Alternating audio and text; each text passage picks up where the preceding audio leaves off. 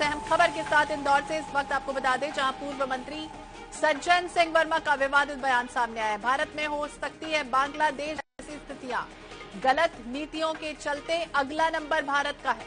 जनता PM निवास में घुसकर कब्जा कर लेगी। सज्जन के इस बयान पर भाजपा ने पलटवार किया है और भाजपा के प्रदेश मीडिया प्रभारी हैं आशीष अग्रवाल, उन्होंने पलटवार किया है और नाम सज्जन है लेकिन सोच दुर्जन है, इस तरह की बातें उन्होंने कही है। तो बांग्लादेश में तख्ता पलट के हालात जिस तरह से हैं वैसे ही भारत में भी बनेंगे, इस तरह का बयान दिया है पूर्व मंत्री सज्जन वर्मा ने और इस पर भाजपा ने पलटवार किया है और ये कहा है कि नाम तो सज्जन है पर सोच दुर्जन है।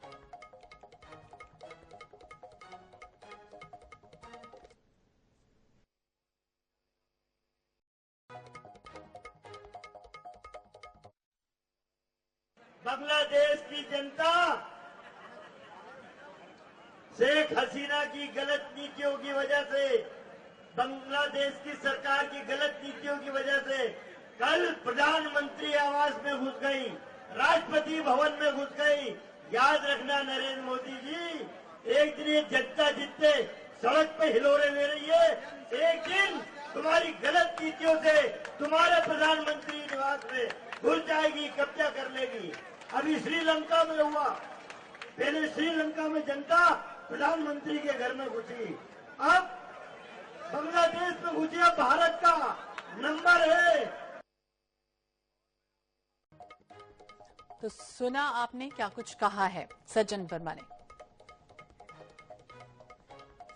और वरिष्ठ भाजपा नेता हितेश बाजपेयी जी हमारे साथ जुड़ गए हैं। बाजपेयी जी, बहुत बहुत स्वागत है आपका NH24/7 पर।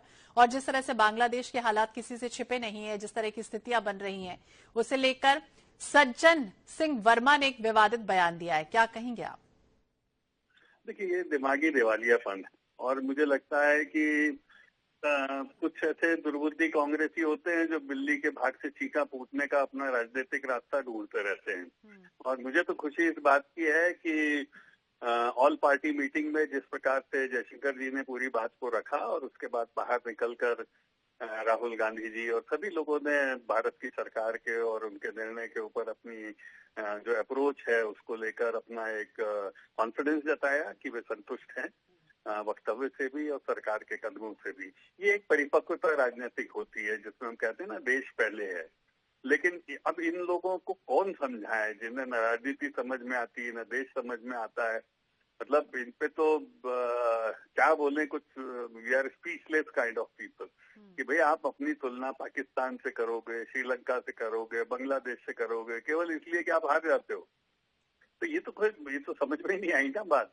हमारा लोकतंत्र भारत का बहुत मजबूत और पिरामिडल लोकतंत्र है। हमारा इलेक्टोरल डेमोक्रेसी को हमने अख्तियार किया है। हमारे यहाँ सरकारें बड़ी सहूलियत से चुनी जाती हैं, लेकिन कोई चुना नहीं जाता है तो वो अपनी तुलना पाकिस्तान से करने लग जाए, ये तो दिस इज बैंकरप्सी। और दुर्भाग्य है कि हम ऐसे नेताओं को अपने आसपास देखते हैं। जनता तो नहीं झेलती है, ये बात भी सच है। जनता इसीलिए इनको बहुत बुरी तरीके से हराती है, क्योंकि जो लोग आपके टीवी को देख रहे हैं, आप लोग सीनियर एडिटर हैं, आप कोई भाजपाई और कांग्रेसी थोड़ी ना है, पर ये किस प्रकार के वक्तव्य हैं कि आप भारत के इतने मजबूत तंत्र की तुलना बैंकरप्ट तंत्रों से करने लग जाओ, बैंकरप्ट इकोनॉमी से करने लग जाओ, बैंकरप्ट डेमोक्रेसी से करने लग जाओ। तो ये तो अतिरेक है मुझे लगता है, और केंद्रीय नेतृत्व को इसका संज्ञान लेके इनको टाइट करना चाहिए। ये बयान देश हित में नहीं है। बिल्कुल देश हित में नहीं है ये बयान, बाजपेयी जी कह रहे हैं। बाजपेयी जी, ये भी बड़ा सवाल कि बांग्लादेश में जिस तरह से हालात बने, हमने देखा कि प्रधानमंत्री आवास में लोग घुस गए, हंगामा करने लगे, जो सामान था वो बटोरने लगे, खाने पीने की चीजें खाने लगे। इस तरह की स्थितियों को लेकर उन्होंने ये भी कहा कि भारत में भी इसी तरह के हालात बनेंगे, पीएम मोदी के आवास में लोग इस तरह से घुस जाएंगे। इस तरह की बातें कहाँ तक राजनीति में शोभा देती है? मूर्ख है, यही तो मेरा कहना है कि भाई आप ये सब बातें कर कैसे पाते हो, यही मेरी समझ में नहीं आता। भाई बांग्लादेश आज यदि टूट रहा है तो उसके अपने कारण है। वहां पर उनके विदेशी ताकतों का हाल है, जमायते जो इस्लामी वहां की संस्थाएं उनका हाथ है, जो टेररिस्ट ऑर्गेनाइजेशन ISI जैसी संस्थाओं का हाथ है, सब निकल के सामने आ रहा है। और भाई वो उनके सामने नहीं टिक पाए और वो लोग कामयाब हो गए, जो ताकतें बांग्लादेश को टूटता देखना चाहती थी। भारत में तो यह है कि नरेंद्र मोदी जी की वजह से अच्छी अच्छी ताकतें सीमा के उस पार सिहरती रहती ही खड़े होके, घुसने तक की हिम्मत नहीं होती है। तो हमारा देश मजबूत नेतृत्व में रहा है और ऐसा नहीं शुरू से रहा है, यही इंदिरा जी के समय रहा है कि विदेशी ताकतें इंदिरा जी के समय में भी कांपती थी। हमारी सेनाओं में इतना शौर्य है, हमारी इंटेलिजेंस में इतनी ताकत है, हमारा सिस्टम। जवाब भी ले लेते हैं। मृणाल पंत जी भी हमारे साथ जुड़ गए हैं, कांग्रेस के मुख्य प्रवक्ता है। बहुत बहुत स्वागत है पंत जी आपका NH24/7 पर। और जिस तरह से ये बड़ा बयान आया पूर्व मंत्री सज्जन सिंह वर्मा का, उन्होंने ये कह दिया कि बांग्लादेश की तरह ये भारत में भी हालात ऐसे ही हो जाएंगे। क्या कह रहे हैं आप, क्या कहेंगे? सज्जन वर्मा जी के बयान को उस संदर्भ में देखा जाना चाहिए जिस घटना के परिप्रेक्ष्य में उन्होंने ये बात कही।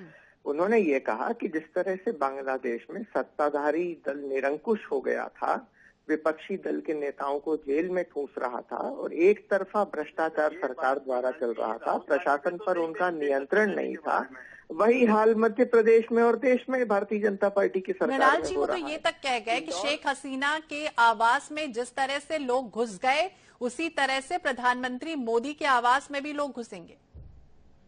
ठीक है, इंदौर नगर निगम में जिस तरह से 250 करोड़ रुपए का घोटाला हुआ, बिना काम के केवल फर्जी कागजों के आधार पर भाजपा के नेताओं ने पैसे निकाल लिए, उनके कहने का आशय है कि अगर इस तरह की निरंकुशता पूरे देश में सालों तक चलती रही, जिस तरह से शेख हसीना के शासनकाल में बांग्लादेश में होती रही थी, तो हिंदुस्तान में भी अशांति पैदा होगी। इसी संदर्भ में उनके बयान को लिया जाना चाहिए। हितेश जी, क्या यही संदर्भ था? देखिए, मुझे तो ये सुनकर बड़ा आश्चर्य हो रहा है क्योंकि केंद्रीय कांग्रेस, राष्ट्रीय कांग्रेस ने, अखिल भारतीय राष्ट्रीय कांग्रेस ने ऐसा कोई वक्तव्य जारी नहीं किया। ना राहुल गांधी ने, ना जयराम रमेश ने, ना पवन खेर, किसी ने भी नहीं किया। और इन लोगों को, मध्य प्रदेश कांग्रेस के ऐसे नेताओं को ज्यादा समझ पैदा हो गई है कि शेख हसीना क्या कर रही थी।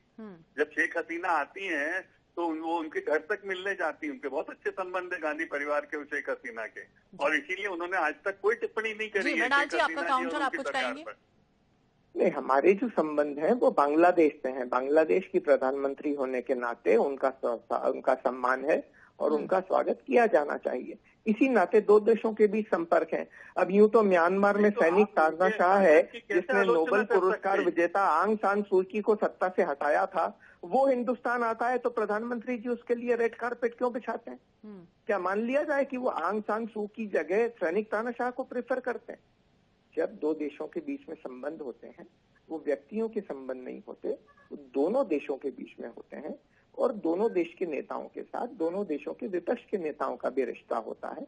उसी संदर्भ में गांधी परिवार ने शेख हसीना जी का स्वागत किया था, आगे भी करेंगे।